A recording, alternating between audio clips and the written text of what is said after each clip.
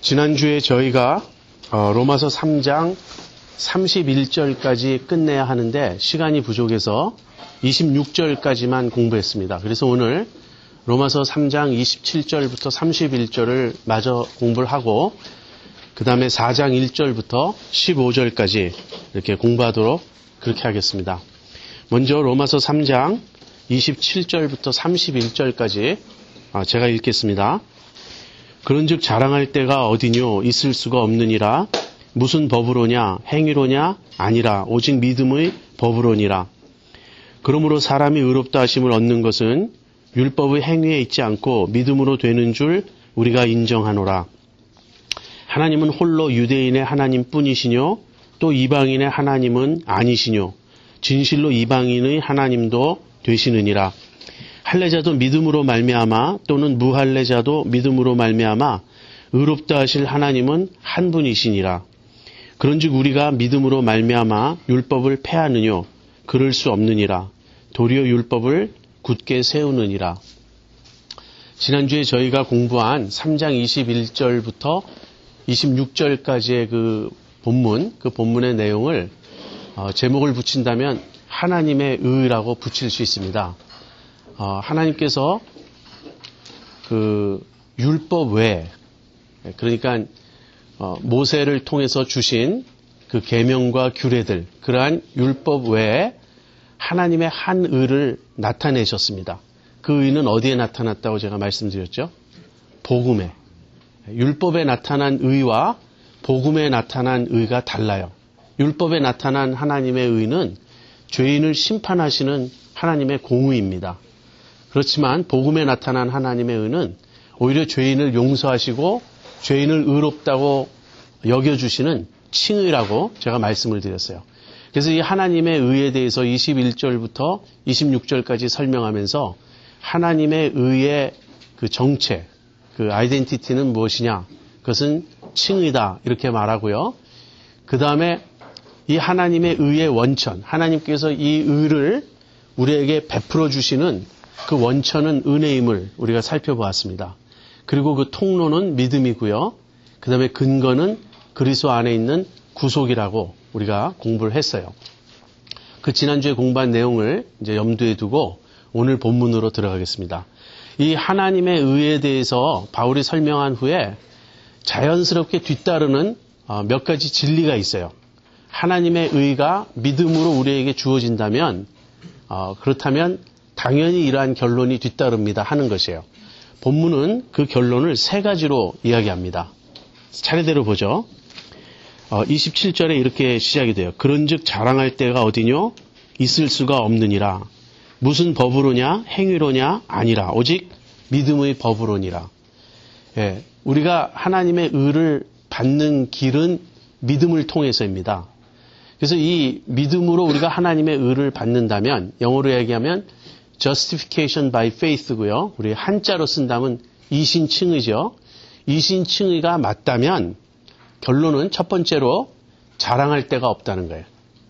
우리가 행위로 구원받았다면 자랑할 수가 있을 것입니다. 우리가 기여한 바가 있고 우리의 공로가 있으니까. 그러나 이것이 믿음으로 이루어진 것이라면 전혀 자랑할 수가 없어요. 왜 그렇죠? 믿음은 은혜를 전제로 하기 때문에 그래요. 우리가 믿음으로 의롭다함을 받았다는 말은 하나님께서 우리를 은혜로 의롭다고 여겨주셨다는 그런 말이에요. 그래서 모든 영광, 모든 그 칭송이 하나님께로만 돌려져야 마땅한 것입니다. 우리가 믿음으로 의롭다함을 받았다고 말하면서 그것을 자랑으로 여긴다면, 그것을 자랑한다면, 근데 그 자랑할 때 주님을 자랑하는 것이 아니고 우리 자신을 자랑한다면 그것은 믿음이 무엇인지를 모르기 때문이에요. 이제 뒤에 4장에 가서 바울이 아브라함의 예를 들어 설명하면서 믿음은 행위가 아님을, 믿음은 공로가 아님을 자세히 설명합니다. 그때 제가 조금 더 이야기하겠습니다. 그래서 어쨌든 믿음으로 의롭다함을 받았다면 이것은 우리의 자랑거리가 될 수 없다. 이것은 오직 하나님께만 영광을 돌리는 것이다. 이제 바울은 이렇게 말하고 있습니다. 그 다음에 29절로 가보죠. 두 번째는요. 하나님은 홀로 유대인의 하나님뿐이시뇨 또 이방인의 하나님은 아니시뇨 진실로 이방인의 하나님도 되시느니라. 할례자도 믿음으로 말미암아 또는 무할례자도 믿음으로 말미암아 의롭다 하실 하나님은 한 분이시니라. 만약에 의롭다함을 받는 길이 믿음으로라면 그 대상에는 할례자나 무할례자나 차별이 없다는 거예요. 만약에 율법을 지켜 행하는 것이 구원에 이르는 길이라면 유대인에게 구원이 제한되겠죠. 그러나 믿음으로라면 그것은 유대인에게 국한되지 않습니다. 바꿔 이야기하면 할례자에게 국한된 것이 아니에요. 그것은 누구에게나 할례자나 무할례자나 누구나 믿는 자에게는 차별이 없이 적용된다는 그런 말씀입니다. 그런데 바울은 그 논리를 무엇으로 설명하냐면 하나님은 한 분이시라는 그 진리로 설명을 해요. 하나님은 유대인의 하나님이시죠. 여기까지 이야기한다면 유대인은 당연히 그렇다고 말할 거예요. 유대인들은 하나님의 백성이라고 스스로 자처하는 자들이므로 하나님은 우리의 하나님, 유대인의 하나님이십니다. 라는 것을 당연히 여길 거예요. 그런데 유대인들이 또 하나 믿고 있는 진리는 무엇이냐면 하나님은 한 분이시라는 거예요. 그러니까 하나님은 한 분이시며 그 하나님은 유대인의 하나님이시다. 유대인들은 이렇게 믿는 것이죠. 근데 바울은 이것을 좀 뒤집어서 하나님이 한 분이시라면 그 하나님은 마땅히 무할례자들, 다시 말하면 이방인들의 하나님도 되셔야 하지 않느냐 하는 논리입니다. 하나님이 둘이 있을 수 없죠. 이방인의 하나님이 따로 계시고 유대인의 하나님이 따로 계신 것이 아닙니다. 그래서 하나님이 한 분이시라는 이 진리는 구원에 이르는 길이 하나일 수밖에 없다는 거예요. 그것은 믿음으로라는 것입니다. 그래서 믿음으로 의롭다함을 받는다는 이 진리가 내포하는 두 번째 결론은 무엇이냐면 여기에는 차별이 없고 제한이 없다는 거예요. 하나님은 한 분이시기 때문에 할례자의 하나님도 되시고 무할례자의 하나님도 되시고 믿음으로 의롭다 하시는 그 하나님은 한 분이시다라는 것입니다. 여기까지는 우리가 이해하기가 쉽습니다. 믿음으로 의롭다함을 받는 것이 사실이라면 우리들이 자랑할 데가 전혀 없다. 여기에 아마 반론을 제기할 사람은 없을 거예요. 만약에 있다면 그것은 믿음을 오해한 것이죠. 제가 뒤에 가서 설명하겠다고 말한 그 내용입니다. 사실은 이미 설명을 다 했는데 다시 한번 하겠습니다. 그 다음에 믿음으로 의롭다함을 받는 것이 사실이라면 유대인뿐 아니라 이방인들도 할례자뿐 아니라 무할례자도 당연히 그럴 것이고 그것은 하나님이 한 분이심을 보여주는 진리라는 그런 이야기입니다. 근데 이제 세 번째가 좀 어려워요. 31절입니다. 그런즉 우리가 믿음으로 말미암아 율법을 폐하느뇨 그럴 수 없느니라. 도리어 율법을 굳게 세우느니라. 바울이 이 말을 하는 이유는 바울이 믿음으로만 의롭다함을 받는다는 복음의 진리를 선포했을 때 항용 뒤따르는 반론이 바로 이것이기 때문이에요. 그렇다면 율법은 무슨 소용이 있느냐 하는 것입니다.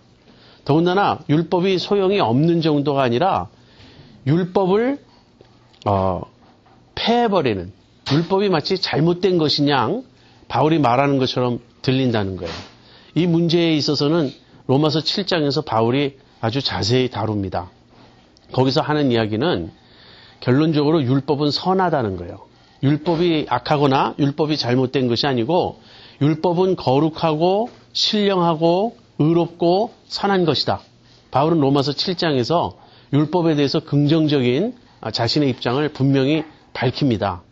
근데 로마서 7장에 가서 우리가 좀 더 공부하겠지만 거기서 문제는 율법에 있지 않고 우리들에게 있다는 것을 더 밝혀요. 그런데 어찌됐든 율법 자체는 선하고 좋은 것이지만 문제가 우리에게 있어서 율법이 우리를 구원하기에 무력하다면 그것 역시 사실인 거예요.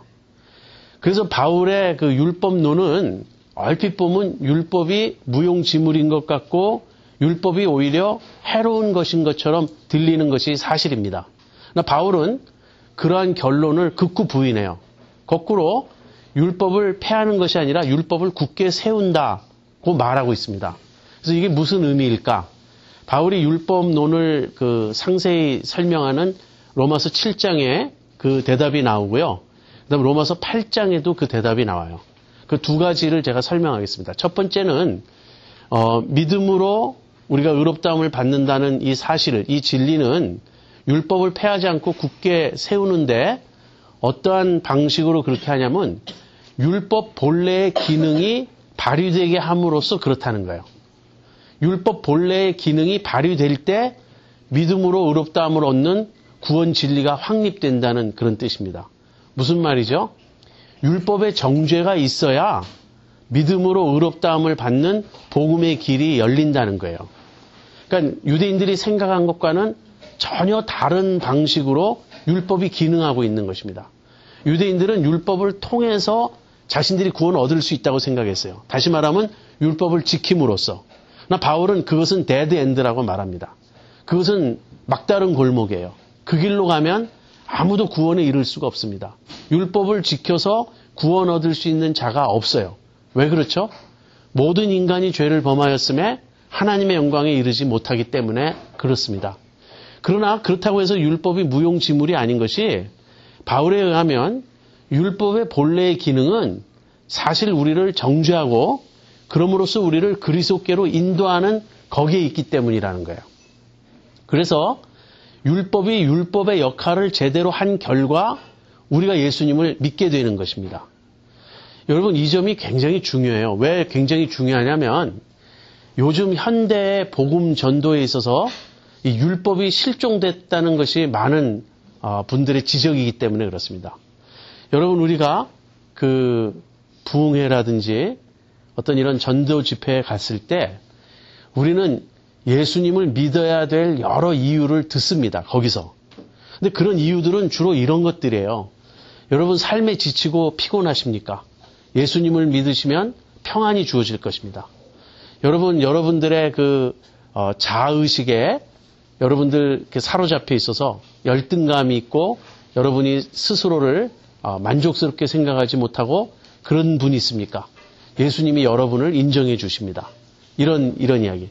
이거 다 맞습니다. 이게 틀린 게 아니에요. 그러나 이것이 핵심은 아니에요. 이것은 뒤따르는 것들이지만 예수님을 믿으면 건강해지고 잘 살 수 있고 성공할 수 있고 또는 예수님을 믿으면 마음의 평화를 누릴 수 있고 또는 우리의 그 건전한 자아상을 회복할 수 있고 이것이 복음 앞에 오는 전제가 아닙니다. 그래서 믿으라는 게 아니에요. 사람들은 사실 그렇게 해서 예수님을 만날 수 없습니다. 무엇이 선포되어야 되냐면 율법이 선포돼야 돼요. 지금 여러분이 예수님을 믿어야 되는 이유는 마음의 불안 때문도 아니고 삶이 고달파서도 아니고 여러분의 그 자의식이 그 자존감이 낮아서도 아니고 삶이 그러니까 경제적으로 힘들고 병약해서가 아니라는 거예요. 사실 예수 믿는다고 그런 것들이 다 해결되는 것도 아닙니다. 많은 그리스도인들을 보세요. 그리스도인들 여전히 비슷한 문제를 가지고 있습니다. 그런 것이 아니라 우리가 죄인이며 하나님의 진노 아래에 있기 때문에 예수님을 믿어야 한다는 거예요. 그래서 율법이 선포돼야 됩니다. 제가 여러분에게 그 말씀드린 것처럼 그 레이 컴포트라고 하는 미국의 아주 유명한 전도자가 계세요. 그분이 쓴 책 중에 Hell's Best Kept Secret이라는 게 있어요. 지옥이 가장 잘 숨기고 있는 비밀. 그것은 무엇이냐면 율법이라고 저자는 말합니다. 우리는 더 이상 율법과 관계없는 자들인 것처럼 스스로 생각해요. 그러나 그렇지 않습니다. 율법은 예수님의 말씀에도 있듯이 한 점도 1.1획도 떨어지지 않고 다 이루어질 것이며 천지는 없어지지만 주님의 말씀은 영원히 섭니다. 그래서 율법을 우리가 복음을 전하기에 앞서 반드시 외쳐야 되고요. 그렇게 외치면 그 말을 들은 사람들이 나도 율법을 지켜야지 하는 것이 아니고 율법을 내가 지킬 수가 없구나. 율법으로는 구원을 얻을 수가 없구나. 율법 앞에 서게 되면 나의 실상은 이런 것이구나 깨닫게 된다는 거예요. 그래서 그 율법이 기능을 발휘하면 어떻게 되죠? 우리가 예수님을 믿는 거예요. 그런 길로 율법을 굳게 세웁니다. 이 믿음의 법은. 그다음 두 번째는요. 그렇게 해서 믿게 된 사람들은 이제 율법의 요구를 이룬다는 것이에요. 물론 여기서 예수 믿기 전에 우리가 율법의 정죄를 받고 그 다음에 예수님을 믿고 나서 율법을 지킨다고 말할 때 우리가 지켜야 할 율법은 구약에 나오는 율법과 조금 차이가 있습니다. 왜냐하면 구약에 나오는 율법 중에서 무슨 제사법, 여러 가지 그 음식 규례, 정결 규례 또는 이스라엘의 그 사회 생활에 관련된 그런 민사법들 그런 것들이 더 이상 우리에게 적용되는 것은 아니에요.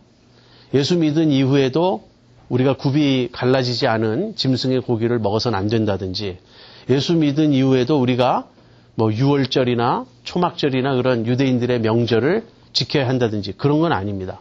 그런 것들로부터는 다 우리가 자유롭게 돼요. 그렇지만 여전히 도덕법으로서의 하나님의 율법, 우리들이 마땅히 그것을 좇아서 살도록 신약에서 전부 반복된 그 하나님의 계명들은 여전히 우리에게 요구되는 것이에요. 그런데 무엇이 다르냐면 예수 믿기 이전에는 우리가 그 율법을 지킬 힘이 없었어요. 능력이 없었어요. 근데 예수 믿고 나면 이제 성령이 우리 안에 내주하심으로써 그 율법의 요구를 이룰 수 있게 해주신다는 거예요.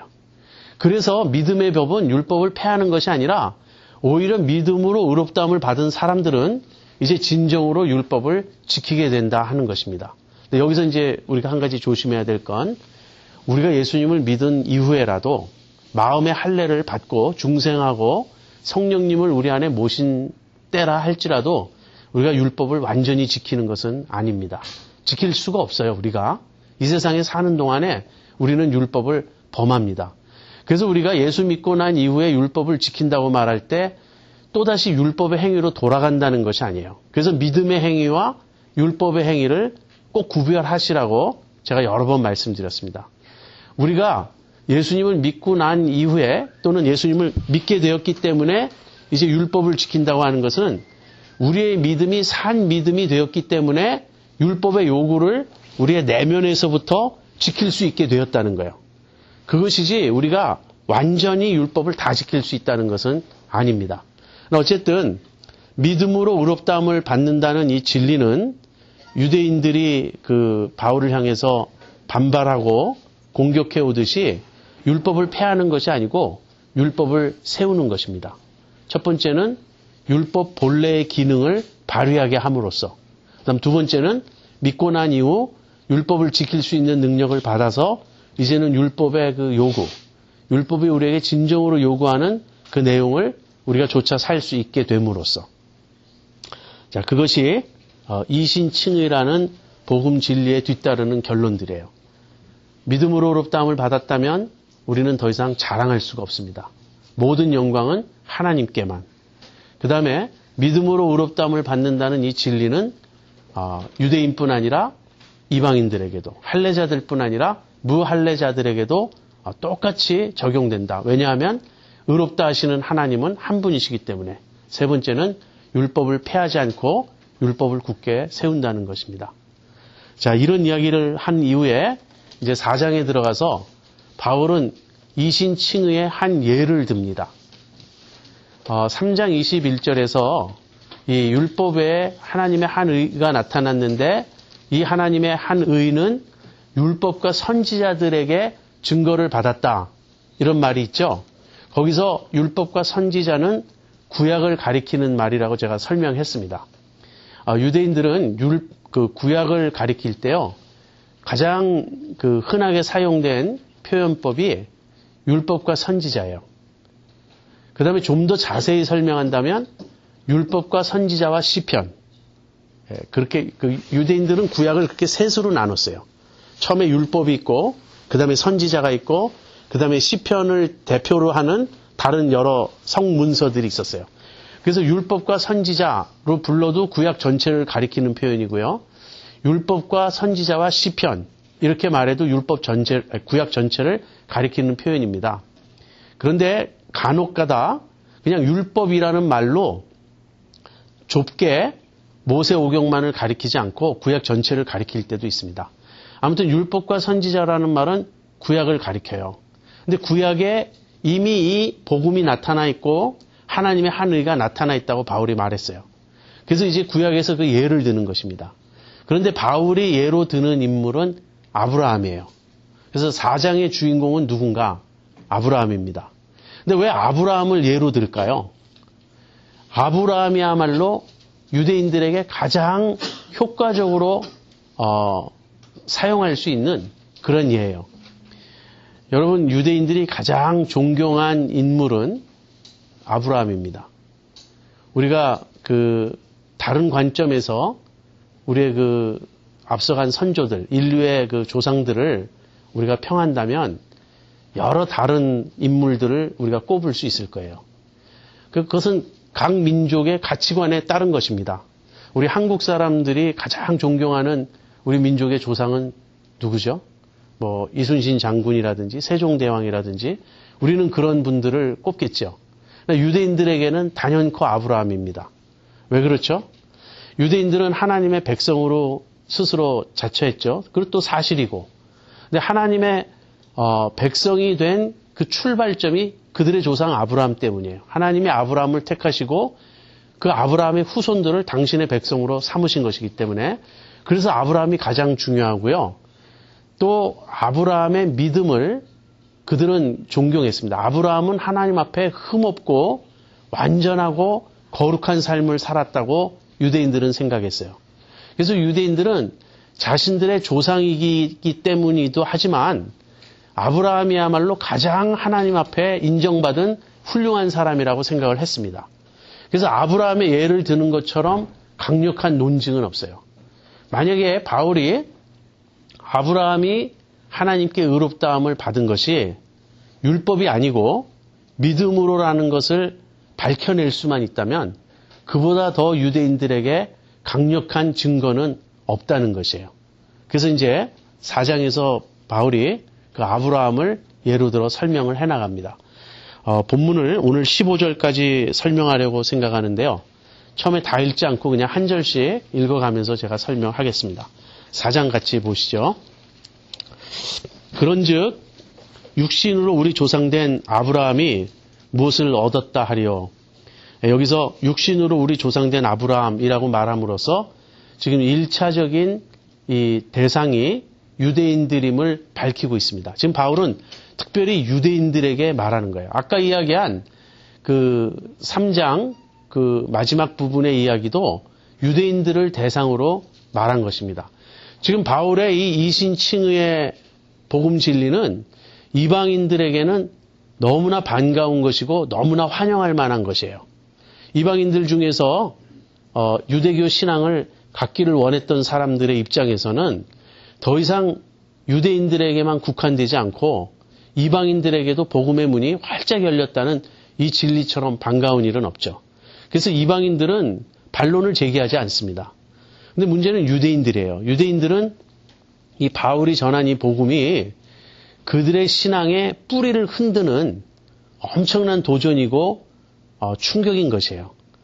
사실 누구보다도 바울 자신이 그랬을 거예요. 부활하신 주님을 만나기 이전까지 바울 자신이 도저히 이 소위 말하는 나사렛 이단들을 도저히 용납할 수가 없었어요. 자기가 지금까지 지녀온 율법의 가르침 또는 유대교 신학에 의하면 이 예수교는 이단이죠. 이건 이단이고 하나님께 대한 신성 모독이고 말로 다 할 수 없는 그릇된 것이었어요. 그래서 바울은 누구보다도 유대인들의 반론을 잘 압니다. 왜냐하면 자기 자신의 반론이었기 때문에. 그러나 자기가 복음을 깨닫고 보니 부활하신 주님을 만나고 복음을 깨닫고 보니 자기가 이전에 가졌던 생각이 얼마나 잘못된 것이었는가를 이제 밝히 알게 되었어요. 그래서 바울처럼 유대인을 잘 설득할 수 있는 그런 인물도 없습니다. 바울이 어떻게 그 일을 하나 우리 이제 계속 따라가 보겠습니다.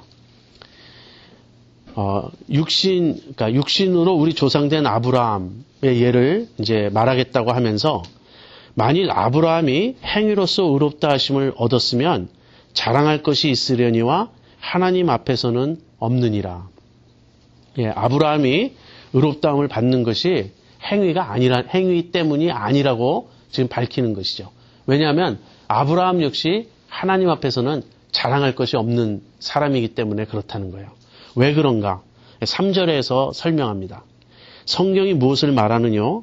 아브라함이 하나님을 믿음에 이것이 저에게 의로 여기신 바 되었느니라. 예, 이것은 창세기 15장 6절을 인용한 말씀입니다. 그러면서 여기 처음으로 의롭다함을 받는다. 표현이 나와요. 성경에서. 그리고 그것이 아브라함의 믿음으로 인한 것이었다. 이제 그렇게 되어 있어요. 이 창세기 15장 6절이 이 바울의 구원론 전체에서 얼만큼 중요한가? 파운데이션이에요. 이 로마서 4장은 사실 창세기 15장 6절에 대한 강해 설교입니다. 바울이 로마서 4장을 지금 설교로 우리에게 전하고 있다면 그 설교의 본문은 창세기 15장 6절이에요. 창세기 15장 6절 한 절을 어떻게 설명해 가는가? 이제 이것이 4장의 논점인데요. 유대인들은 아브라함의 믿음을 이렇게 생각했습니다.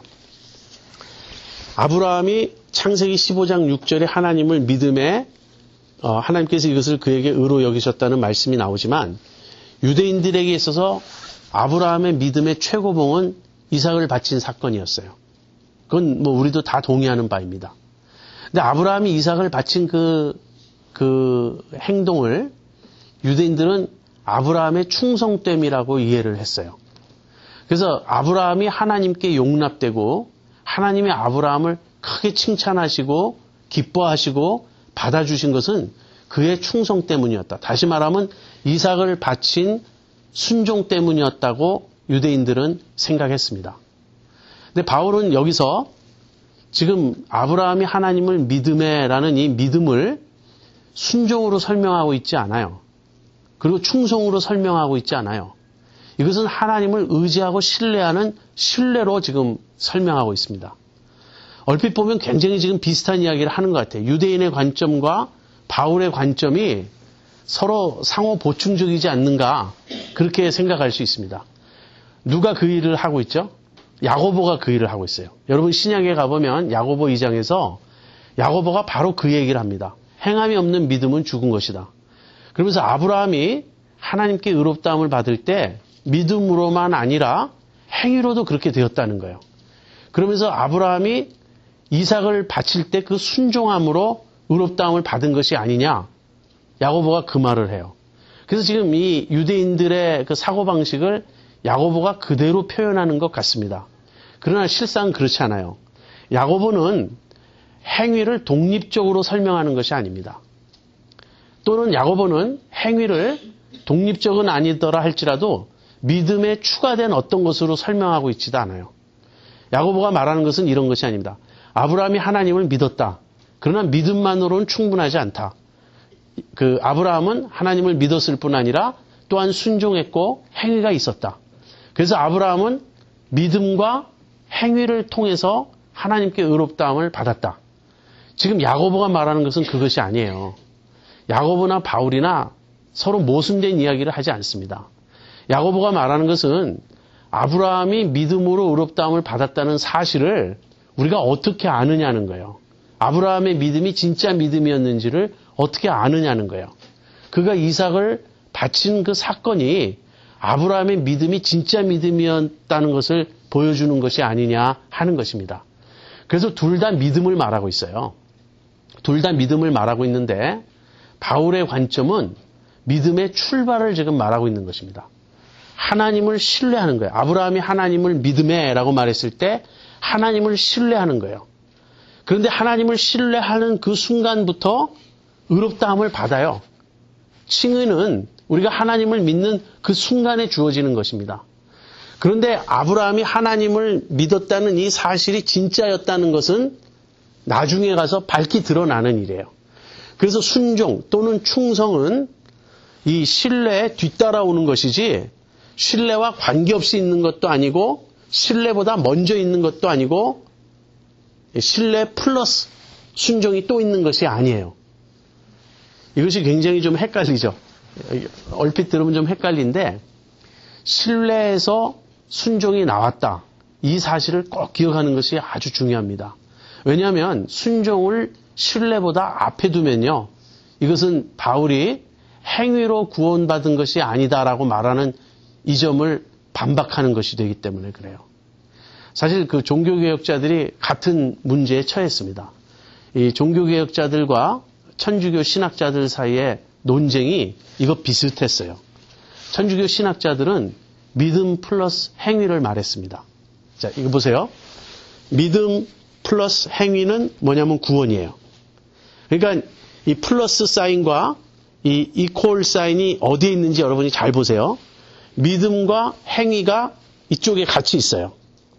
그리고 이퀄 사인이 있고, 여러분이 보실 땐 제가 이쪽에다 놓고 믿음 플러스 행위 이퀄, 그 다음에 여기 뭐가 있죠? 구원이 있어요.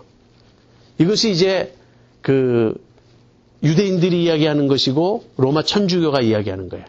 아시겠죠? 그런데 종교개혁자들이 이걸 어떻게 설명했냐면 이들이 이해한 바울은 이것이에요. 믿음 이퀄 구원 플러스 행위예요. 이게 어떻게 다른지 여러분 아시겠습니까? 구원은 믿음으로만 받아요. 믿음 플러스 행위가 아니에요. 근데 믿음으로 구원받으면 반드시 행위가 뒤따른다는 거예요. 그래서 이 구원 안에 행위가 뒤따르게 되어 있어요. 그래서 이 전체 공식에서 믿음과 행위와 구원, 이 세 요소는 뗄래야 뗄 수 없는 관계에 있습니다. 그러나 순서가 중요한 거예요. 믿음에다가 행위를 더해서 구원을 얻는다. 이렇게 말하게 되면 이것은 지금 유대교적인 신학에 빠지는 것이고 바울이 반박하고 있는 그 내용입니다. 그것이 아니고 믿음 이퀄 구원이에요. 그리고 이 믿음이 진짜 구원이었기 때문에, 진짜 믿음이었기 때문에 이 구원은 반드시 무엇이 뒤따른다고요? 변화된 삶, 행위가 뒤따른다는 거예요. 야고보도 바울도 같은 이야기를 하는 것입니다. 그런데 야고보는 이퀄 사인 뒤에 나오는 이 행위를 말하는 것이고 바울은 앞에 나오는 믿음을 말하는 것이에요. 근데 믿음에다가 행위를 더한 믿음 플러스 행위는 아니라는 거예요. 이것이 아주 중요합니다. 결국 제일 중요한 요점은 무엇이냐면 이거예요. 자랑입니다. 자랑. 믿음 플러스 행위로 말하면, 즉 행위가 여기 첨가되면 아브라함에게 자랑할 것이 있다는 거예요. 그렇죠? 아무리 믿음으로 의롭다함을 받는다 할지라도 거기다가 행위가 첨가된다면 공로가 있는 거예요. 공로가 있기 때문에 자랑할 것이 있는 거예요. 바울이 이야기하고 싶은 요점은 무엇이냐면 구원은 전적으로 은혜라는 것입니다. 이것은 인간의 공로가 전혀 없는 것이에요. 그래서 믿음은 행위가 될 수 없고 공로가 될 수 없고 믿음이 우리 구원에 기여하는 바는 아무것도 없어요. 믿음은 단지 하나님이 주시는 은혜를 받아들이는 것뿐이에요. 그래서 믿음에 바울은 엄격하게 행위를 배제시킵니다. 그리고 나서 이것이 진짜 믿음이었기 때문에 행위는 뒤따른다는 것을 나중에 가서 말하는 거예요. 이것이 얼핏 보면은 다 비슷비슷한데요. 유대교 신학도 얼핏 보면은 굉장히 맞게 들리는 때가 많이 있어요.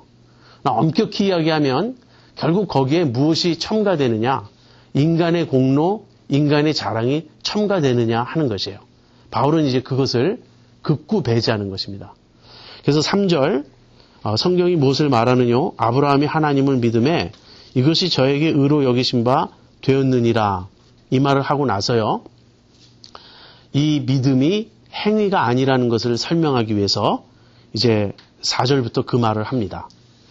일하는 자에게는 그 삭슬 은혜로 여기지 아니하고 빚으로 여기거니와 일을 아니할지라도 경건치 아니한 자를 의롭다 하시는 이를 믿는 자에게는 그의 믿음을 의로 여기시나니. 여기 지금 두 종류의 사람이 있죠. 일을 하는 사람이 있고 일을 안 하는 사람이 있어요. 근데 일을 하는 사람에게는 그 삭슬 은혜가 아닌 빚으로 여긴다. 이렇게 말해요. 이건 당연하죠. 우리가 직장에서 일을 하면 그 일한 만큼의 우린 대가를 요구합니다. 왜 그렇죠? 그것은 우리에게 있어서는 권리예요. 내가 일한 대가니까.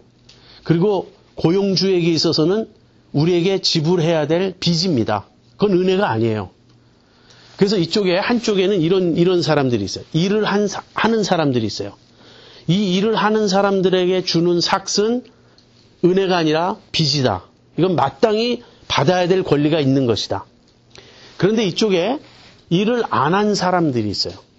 일을 안 한 사람들한테 만약에 주인이 똑같이 돈을 준다면 이 돈은 삭입니까? 아니면 은혜입니까?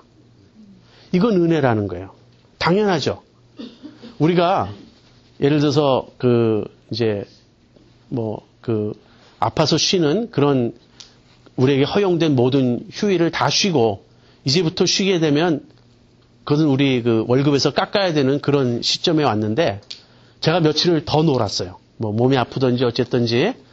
그러면 제가 주인한테 이 페이첵을 받을 때 그만큼은 제하고 줄 것이라고 당연히 생각하죠. 근데 주인이 하나도 제하지 않고 그냥 줬어요. 그럼 그건 은혜라는 거예요. 그건 주인이 나에게 베풀어 주신 선의이지 내가 요구할 수 있는 권리가 아닌 거예요. 여러분 주님이 복음서에서 말씀하신 포도원 품꾼의 비유 아시죠? 정확히 지금 그 얘기를 하는 거죠. 아침부터 일한 사람이나 맨 마지막에 와서 1시간밖에 일하지 않은 사람이나 주님이 똑같이 주셨죠. 주인이. 바로 이 뒤에 온 사람들에겐 이것이 은혜였다는 거예요. 자, 그래서 일하는 자가 있고 일을 아니하는 자가 있는데 이제 5절에 가서 일을 아니할지라도 하고서는 바울이 그 비유를 바꿉니다.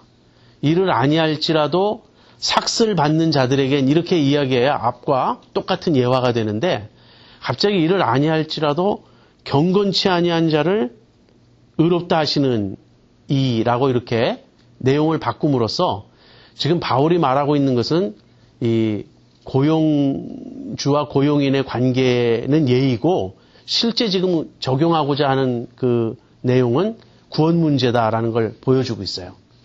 그래서 경건치 아니한 자가 곧 일을 아니한 자죠. 일을 아니한 자는 다시 말하면 율법을 지키지 못한 자이고 따라서 경건치 아니한 자예요.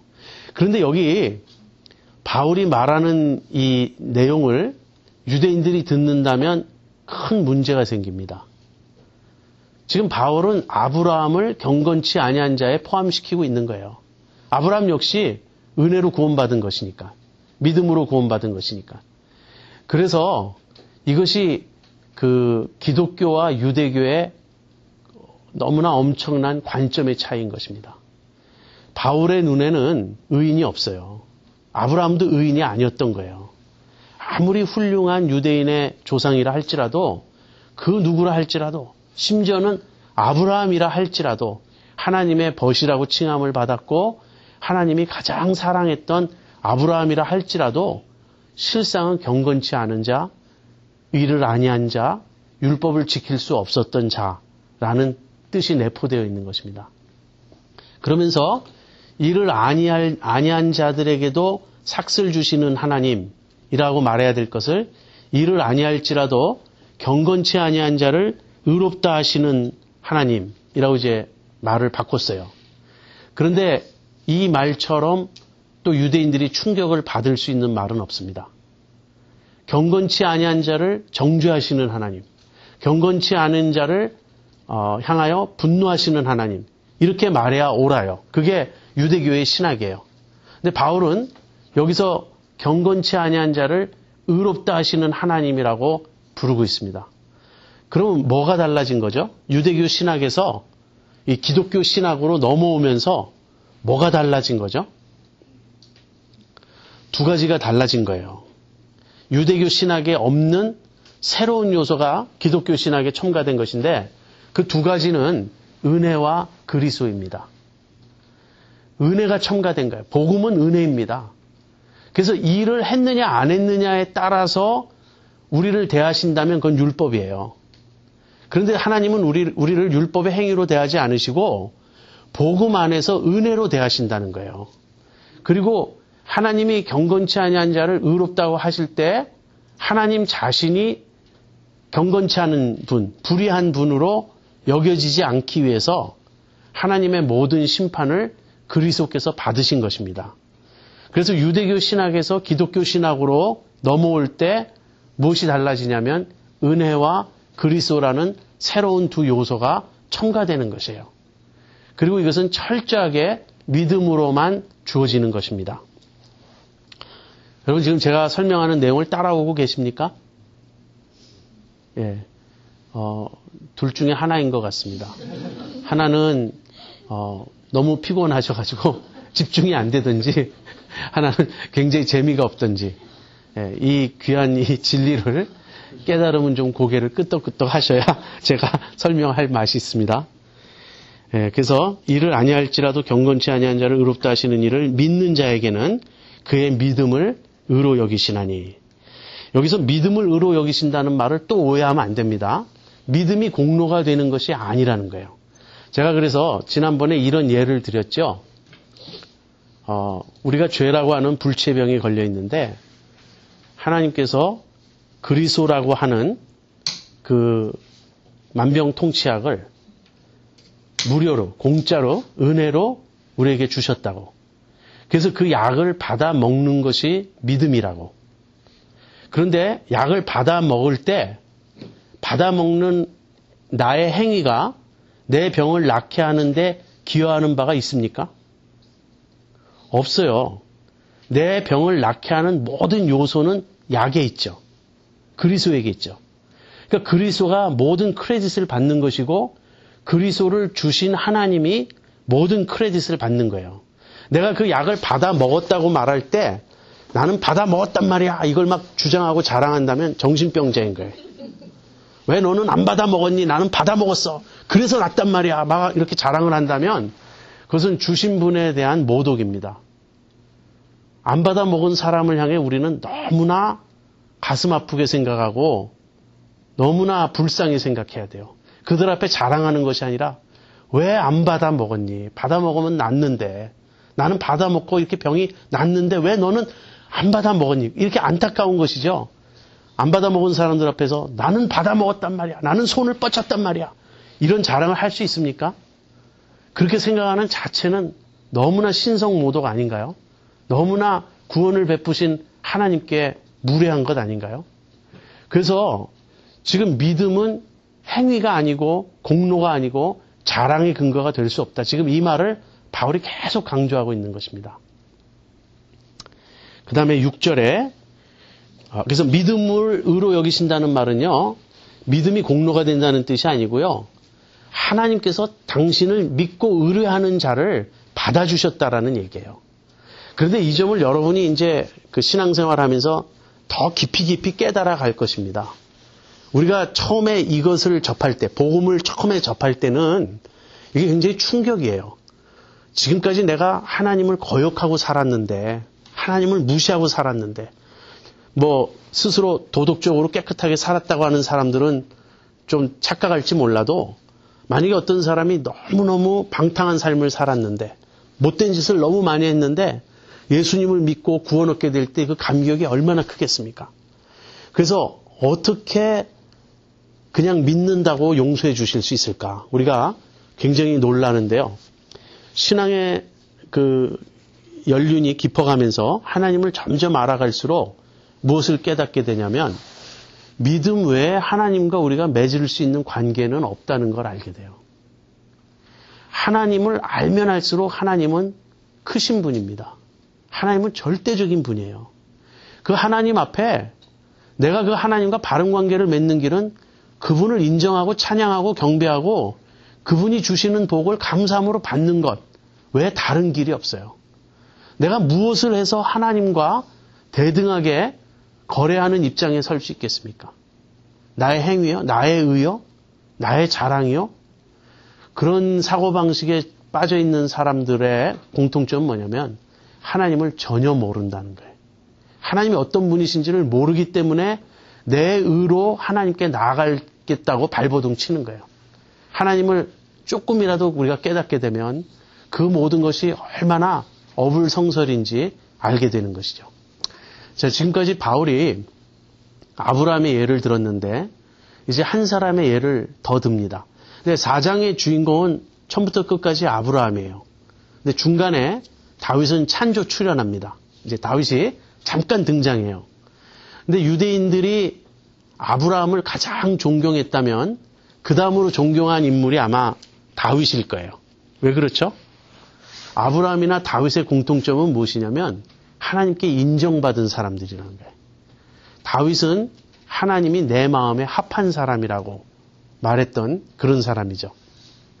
그래서 이제 다윗의 예를 드는데 다윗 역시 어떤 사람이었냐면 일한 것이 없이 하나님께 의로 여기심을 받았던 사람이에요. 무슨 말입니까? 바울 그러니까 다윗 자신의 의로 하나님께 용납된 것이 아니고 은혜로 용납되었을 뿐이다. 믿음으로 용납되었을 뿐이다 하는 것입니다. 그러면서 다윗이 이렇게 고백한 것을 바울이 말합니다. 이것은 시편 32편 1, 2절을 인용한 것이에요. 그 불법을 사하심을 받고 그 죄를 가리우심을 받는 자는 복이 있고 주께서 그 죄를 인정치 아니하실 사람은 복이 있도다 함과 같으니라. 여러분도 이미 짐작하셨겠지만 이것은 다윗이 그 우리아의 아내를 범하고 우리아를 죽이고 그 엄청난 범죄를 저지르고 난 이후에 그 다음에 선지자 나단을 통하여 하나님의 책망을 받고 그 다음엔 회개하고 그런 모든 과정을 겪은 후에 고백하는 말입니다. 아마 다윗도 그 밧세바 사건이 없었다면 다윗도 교만한 사람이 되었을지 몰라요. 자기가 훌륭해서 모든 복을 받았다고 생각했을지 몰라요. 밧세바 사건, 우리아 사건 이후에 다윗은 일한 것이 없이 하나님께 의로 여기심을 받는 사람의 행복을 알게 됩니다. 여기 한마디로 불법을 사하심을 받고 그 죄를 가리우심을 받는 자는 복이 있다. 주께서 그 죄를 인정치 아니하실 사람은 복이 있다. 무슨 말입니까?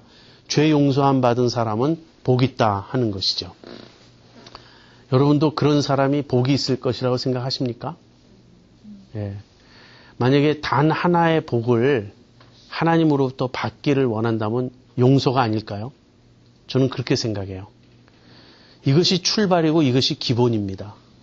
내 죄가 가리우심을 받지 않았는데, 내 불법이 사하심을 받지 않았는데, 내가 용서받지 못했는데 다른 어떤 것이 복이 될 수 있겠습니까? 그래서 사실은 이 다윗의 이 고백을 그리스도인들은 정말 마음 중심에서부터 압니다. 이것 이상의 행복은 없다고. 이러한 것이 없이 하나님께 의로 여기심을 받는 사람의 행복을 모든 그리스도인은 알아요. 그 불법을 사하심을 받고 그 죄를 가리우심을 받는 자는 복이 있고 주께서 그 죄를 인정치 아니하실 사람은 복이 있도다 함과 같으니라. 근데 여기 1절부터 8절의 핵심 단어가 무엇이냐면요. 이 여기다, 인정하다 하는 그 단어예요. 여기다라는 단어가 3절, 4절에도 나오죠. 이것이 저에게 의로 여기신 바 되었느니라. 그 다음에 그 삭을 은혜로 여기지 아니하고 빚으로 여기거니와. 이렇게 여긴다라는 표현이 나오죠. 그 다음에 그 8절에 주께서 그 죄를 인정치 아니하실 사람은 복이 있도다. 같은 단어예요. 원어로는 여기다, 인정하다 이게 같은 단어인데 무슨 뜻이냐면요. 두 가지 의미가 있습니다. 결론은 같지만 두 가지로 설명할 수 있어요. 이 여기다라는 단어는 이 상업적인 의미로 설명을 한다면 누구누구의 계좌에 돈을 넣어주는 그걸 말합니다. 그래서 여기 지금 어떤 돈이 있어요. 굉장히 큰 돈이 있는데 그 돈은 제 것이 아닙니다. 근데 그 사람이 자기 돈을 제 은행 구좌에 넣어줬어요. 그렇게 그 돈을 여기다 넣어주면 그 돈은 누구 것이 됩니까? 내 것이 되죠. 왜냐하면 이 사람이 내 구좌에 넣어줬으니까. 그래서 이런 상업적인 의미로 누구의 것으로 간주하다, 누구에게 속한 것으로 취급하다 그런 뜻이에요. 그 다음에 이걸 법정에서 그 쓰이는 의미로 말할 때는 그 죄를 인정하다, 인정하지 않다 이런 뜻으로 또 말할 수가 있어요. 지금 중요한 것은 판결입니다. 여기 어떤 사람이 있어요. 이 사람이 많은 죄를 지었습니다. 그런데 판사가 왠지 몰라도 이 사람을 그 죄를 이 사람에게 적용하지 않았어요. 이것은 네 죄다 이렇게 말하지 않고요. 죄를 인정하지 않았어요. 이 사람은 무죄라고 선언한 거예요. 그래서 이쪽 이 은행과 이 상업적인 의미로 이야기하면요. 이렇게 됩니다. 예수님의 그 의를 나의 구좌에 넣어주셨다. 그래서 이제 내 뱅크 어카운트에 예수님의 의가 들어와 있다. 이런 뜻도 있고요. 그 다음에 나에게 있는 빚, 내가 아주 빚이 많은데 빚을 탕감해 준 거예요. 나에게 그 빚이 네 것이다. 이렇게 여기지 않은 거예요. 그래서 한편으로는 내가 지고 있는 빚을 나에게서 옮겨버렸고 내가 가지고 있지 않는 어떤 엄청난 자산을 나에게 넣어주신 것입니다. 이런 식으로 설명할 수 있고 이것을 법적 용어로 설명할 수 있다면 나에게 있는 죄를 인정하지 않아요. 내 죄가 없다고 선언해요. 그러나 더 적극적으로 얘기하면 예수님에게 있는 의를 나에게 전가시켜요. 그래서 이 상업적인 의미로 말하던 법적 용어로 말하던 중요한 것은 선언입니다. 판결이에요. 어떻게 보시느냐 하는 것입니다. 실제 상태에 대한 이야기가 아니에요. 실제 내가 죄가 없고 실제 내가 의로운 자라는 뜻이 아닙니다. 그것은 거짓말이 되죠. 실제는 어떻습니까? 실제는 죄가 있고 실제는 의로운 자가 아니에요. 그러나 하나님께서 나를 죄가 없다고 선언을 하셨어요. 그리고 나를 의롭다고 선언을 하셨어요. 근데 그것이 가능한 이유는 뭐라 그랬죠? 그리스도 안에 있는 구속이라고. 저는 몰랐는데 나중에 알고 보니까 그리스도께서 제 죄를 대신 지신 것이고요. 제 빚을 대신 갚으신 것이고 제 은행 어카운트에 당신의 엄청난 자산을 집어넣어 주신 거예요. 그래서 그런 일이 우리의 구원에 포함되는 것입니다. 지금 바울은 아브라함이 믿음으로 의롭다함을 받은 것, 이것은 행위가 아니라고 지금 말을 했습니다. 그리고 다윗의 예를 들어서 하나님께서 인정하시느냐 인정하지 않으시느냐 하는 이 문제를 설명을 했습니다. 한마디로 죄인을 죄인으로 인정하지 않으셨다. 그 죄를 인정하지 않으신 자는 복이 있도다. 이렇게 설명을 한 것입니다. 이제 9절부터 12절을 보겠는데요. 여기서는 내용이 아주 분명합니다. 아브라함이 이렇게 의롭다함을 받은 시점이 아브라함이 할례시냐 무할례시냐 하는 거예요. 여러분 할례는 창세기에 몇 장에 나오냐면 17장에 나옵니다. 그리고 의롭다함을 받았다는 이 구절은 15장 6절이에요. 그러니까 15장이 17장보다 앞서죠. 이거 한 가지만 가지고도 모든 문제가 해결되지 않나요? 즉 아브라함이 의롭다함을 받은 것은 할례시가 아니라 무할례시다 하는 것입니다. 그런즉 이 행복이 할례자에게뇨 혹 무할례자에게도뇨 대저 우리가 말하기를 아브라함에게는 그 믿음을 의로 여기셨다 하노라. 그런즉 이를 어떻게 여기셨느뇨? 할례시냐 무할례시냐? 할례시가 아니라 무할례시니라. 아브라함은 무할례시의 의롭다함을 받은 것입니다. 그리고 나서 할례를 받게 돼요. 그런데 왜 아브라함의 생애에 이 두 상태가 있느냐 하는 거예요.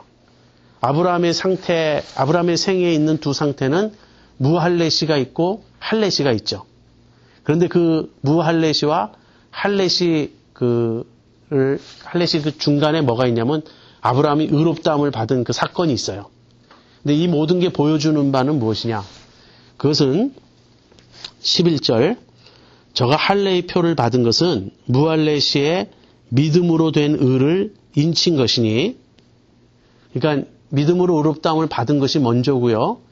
그것을 확실히 보여주기 위해서 그 표를 주시기 위해서 할례를 행하신 거예요. 하나님께서 할례를 행하라고 명하신 거예요.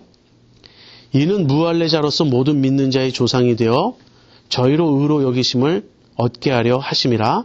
또한 할례자의 조상이 되었나니 곧 할례받을 자에게뿐 아니라 우리 조상 아브라함의 무할례시에 가졌던 믿음의 자취를 좇는 자들에게도니라. 아브라함이 무할례시에 이미 의롭다함을 받고 그 후에 할례를 받았는데 이것은 아브라함이 무할례자의 조상도 되고 할례자의 조상도 되게 하려 함이다라고 말합니다. 근데 양쪽 다 조건이 있어요. 모든 무할례자의 조상이 아니고 무할례자 중에 모든 믿는 자들의 조상이에요. 그렇다면 유대인들에게는 어떻습니까? 그러니까 모든 할례받은 자의 조상입니까? 아니면 할례받은 자 중에 모든 믿는 자들의 조상입니까? 똑같아요. 할례받았다고 자동적으로 아브라함의 자손이 되는 것이 아니죠. 이것은 이미 우리가 2장에서 공부한 바죠. 표면적 할례가 아니요. 할례는 마음에 할 것이고 유대인은 내면적 유대인이 유대인이라고. 그래서 여기서도 또다시 바울이 엄청난 충격적인 발언을 하는 것입니다. 유대인들은 아브라함은 무할례자의 조상이 결코 될 수 없어요. 그리고 할례 받은 자라면 믿던 안 믿던 그건 그렇게 중요하지 않아요. 할례를 받았다는 게 그들에게는 믿는 자라고 생각하는 거니까. 그래서 모든 할례 받은 자의 조상이다. 이것이 유대교 신학입니다. 근데 바울은 여기서 할례 무할례는 의미가 없다. 결국은 믿느냐의 문제다. 그렇다면 믿는 자라면 모든 무할례자 중에서도 모든 믿는 자의 조상이 되는 것이고, 할례자라고 해서 다 아브라함의 후손이 아니라 그 중에 믿는 자들의 조상이 되는 것이다. 아브라함이 이제 그 말을 하고 있는 것입니다. 여기 아주 분명하죠. 그 할례가 17장에 나오고 그 의롭다함을 받았다는 말이 15장에 나오니까. 저는 이 본문을 읽으면서 유대인들은 어떻게 반박할까 참 궁금해요. 이런 문제에 있어서. 자, 그 다음에 13절부터 15절 보겠는데요. 여기서는 이제 율법입니다. 근데 율법도 여러분 이미 우리가 할례를 공부했다면 같은 결론임을 알 수 있을 것이에요. 율법은 언제 주어지죠? 모세 때에 주어지죠. 그러니까 아브라함이 율법을 지켜서 의롭다함을 받은 게 아니라는 것은 너무나 분명하죠. 할례는 아브라함의 생애 중에 일어난 일이에요. 어쨌든. 근데 율법은 아브라함 이후 430년이 지난 후에 주어진 것입니다. 그러므로 율법은 더 아브라함에게 적용이 안 돼요. 13절 아브라함이나 그 후손에게 세상의 후사가 되리라고 하신 언약은 율법으로 말미암은 것이 아니요 오직 믿음의 의로 말미암은 것이니라. 아브라함이나 그 후손에게 세상의 후사가 되리라고 하신 언약, 이것은 무엇입니까? 창세기 12장 1절부터 3절에 하나님이 아브라함과 언약을 맺으신, 하나님이 아브라함에게 약속하시는 내용이 나오죠. 그 약속은 세 가지라고 제가 말씀드렸어요. 첫 번째는 땅에 대한 약속이고, 두 번째는 씨에 대한 약속이에요. 후손에 대한 약속이고, 세 번째는 복에 대한 약속입니다. 근데 이 복은 궁극적으로 구원이에요. 이 세상에서 현세적인 복이 아니고 그것을 넘어서서 우리의 구원입니다. 그러면서 이 복이 아브라함을 통하여 땅의 모든 민족들에게 퍼져갈 것을 말씀하셨죠. 그래서 결국 하나님이 아브라함에게 주신 약속은 무엇이냐면 아브라함을 통하여 또 아브라함과 그 후손, 여기서 그 후손은 그리스도를 가리킵니다. 아브라함과 아브라함의 후손으로 오실 그리스도를 통하여 온 세상을 구원하시겠다는 그 약속이에요. 그 약속이 아브라함 입장에서는 그렇게 해서 장차 완성될, 구원이 완성될 그 세상이 아브라함이 그 세상의 후사가 되는 거예요. 그걸 유업으로 받게 되는 거예요. 자, 이것이 율법으로 말미암은 것이 아니요 오직 믿음의 의로 말미암은 것이다. 율법으로 말미암은 것이 아닌 이유는 무엇인가? 여기는 나오지 않아요. 이건 갈라디아에서 나오는데 아브라함이 아닌 아브라함 이후 430년 후에 율법은 주어지는 것이기 때문에 라고 말하고요. 본문에서는 이렇게 설명합니다. 14절 만일 율법에 속한 자들이 후사이면 믿음은 헛것이 되고 약속은 폐하여졌느니라. 율법은 진노를 이루게 하나니 율법이 없는 곳에는 범함도 없느니라. 예, 율법에 속한 자들이 장차올 그 하나님의 나라, 장차올 새로운 세상의 후사가 된다면 이것은 믿음과도 무관해지고 약속도 헛것이 되는 거예요. 왜 그런가? 여러분, 율법은 행위를 말합니다.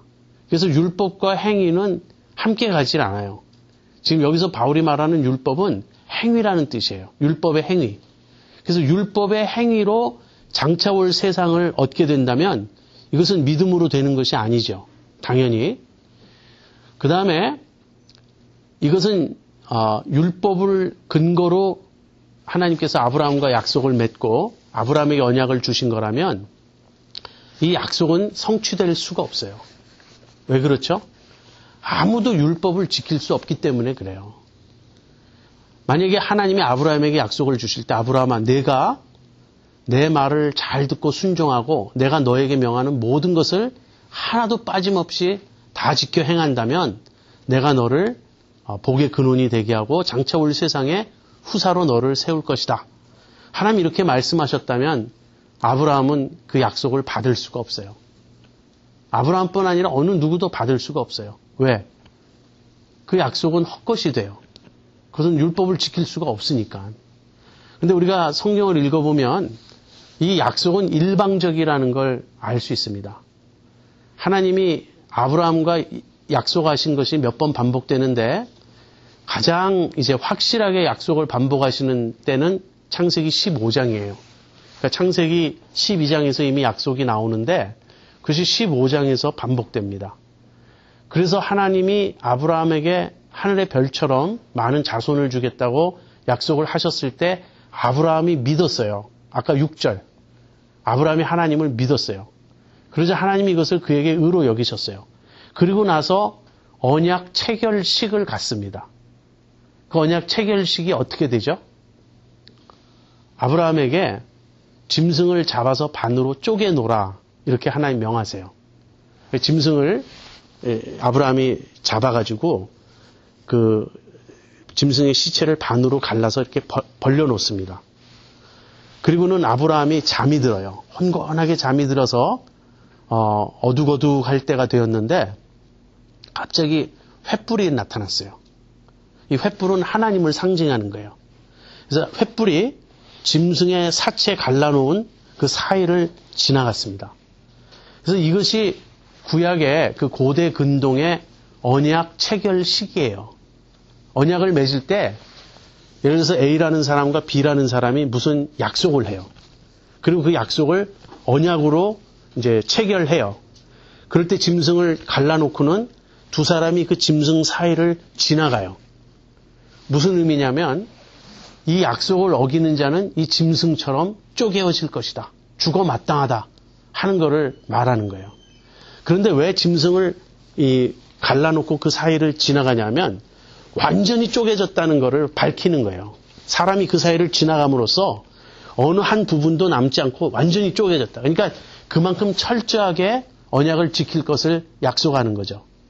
그렇다면 하나님이 아브라함과 언약을 체결하실 때 아브라함도 지나갔어야 해요. 근데 아브라함은 어떻게 하고 있었죠? 아브라함은 안 지나가고 졸다가 횃불이 지나가는 것을 보았다고요.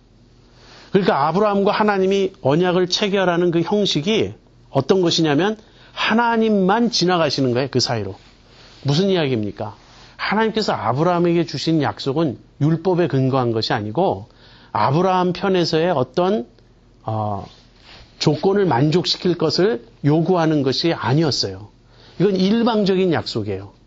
처음부터 끝까지 하나님의 은혜로만 되는 거야. 하나님이 아브라함을 택했고 하나님이 아브라함에게 약속을 했고 아브라함이 한 일이라고는 하나도 없고 그 약속을 받은 것밖에 없어요. 하나님 정말 그렇게 해주시겠다고요? 너무 감사합니다. 그리고 하나님을 신뢰한 것밖에 없어요. 나 하나님은 이것을 너는 나를 믿기만 해라. 그것으로 족하다. 이 언약 체결에 있어서 하나님이 아브라함에게 요구하신 건 단 하나인데 행위가 아니고 율법이 아니고 공로가 아니고 믿음 그 하나만 가지고 그러니까 모든 걸 하나님이 베풀어 주시고 아브라함은 인정한 것밖에 없어요. 너무 감사합니다. 믿은 것밖에 없어요. 그런데 그러면 이제부터 이 모든 것은 내가 이루겠다 하시고 하나님이 혼자 지나가신 겁니다. 그래서 이 세상의 후사가 되리라고 하신 약속은 율법에 근거한 것이 아니고 믿음의 의로 말미암은 것이고요. 이 율법은 행위를 요구하는 것이기 때문에 믿음과 다르고 또 율법을 지킴으로 이 세상의 후사가 될 수 있는 사람은 아무도 없다는 거예요. 그렇다면 이것은 약속도 아니에요. 약속이 아니라 서로 조건을 걸고 맺는 계약이 되겠죠. 그런 것이 아니고 일방적인 은혜의 약속이었다 하는 것입니다. 율법은 진노를 이루게 하나니 율법이 없는 곳에는 범함도 없느니라. 만약에 아브라함이 하나님과 언약을 맺을 때 율법이 조건이 되었다면 아브라함은 어떻게 되었겠습니까? 아브라함은 그 약속을 끝내 받지 못하고 실패하고 오히려 진노를 받고 말았을 것이라는 거예요. 이제 16절부터는 아브라함의 믿음이 어떤 것이었는가를 이제 바울이 소상하게 설명합니다. 그래서 4장의 뒷부분은 아브라함의 믿음에 관한 것인데 그것은 다음 주에 공부하기로 하고요. 이제쯤이면 믿음으로 의롭다함을 받는 것이 무슨 말인지 여러분이 확실히 알았을 것이라고 생각합니다. 지금 우리가 다룬 이 내용이 성경 전체에서도 가장 중요한 복음의 진리일 뿐 아니라 교회 역사에 있어서 특별히 우리들 그 개신교인들 또 개신교 중에서도 이 복음주의자들은 종교개혁의 유산을 이어받고 있습니다. 다시 말하면 루터와 칼빈이 다 옳았다는 얘기는 아니지만 루터와 칼빈이 이 로마 카톨릭의 그 가르침에 반발해서 성경의 복음 진리를 되찾은 것, 거기에 우리의 신앙의 뿌리가 있다는 것이에요. 그 가장 중요한 내용을 이신칭이라 그럽니다. 믿음으로 말미암아 하나님께 의롭다함을 받는 것. 거기에 대한 진리를 우리가 두 가지로 탐구했습니다. 첫 번째는 바울 자신의 강론이었고요. 두 번째는 아브라함의 예였어요. 저는 이 유대인들이 만약에 바울의 이 설명을 들었다면 대꾸할 말이 없었지 않을까 싶어요. 이렇게 성경에서 차근차근 바울이 논증하고 있기 때문에. 정말 중요한 것은 이제 우리 자신입니다. 우리가 이제 이 이신칭의 진리를 들었는데 지금 나는 그럼으로써 내가 아브라함과 지금 같은 입장인가? 더군다나 다윗이 고백한 일한 것이 없이 의로 여기심을 받은 자의 행복을 나는 알고 있는가 하는 것입니다. 다시 한번 이 진리를 여러분이 깊이 묵상하시길 바랍니다. 그래서 이 진리가 여러분의 신앙의 영원한 안전과 보장과 평화를 가져다 줄 수 있기를 바랍니다. 우리 기도하겠습니다.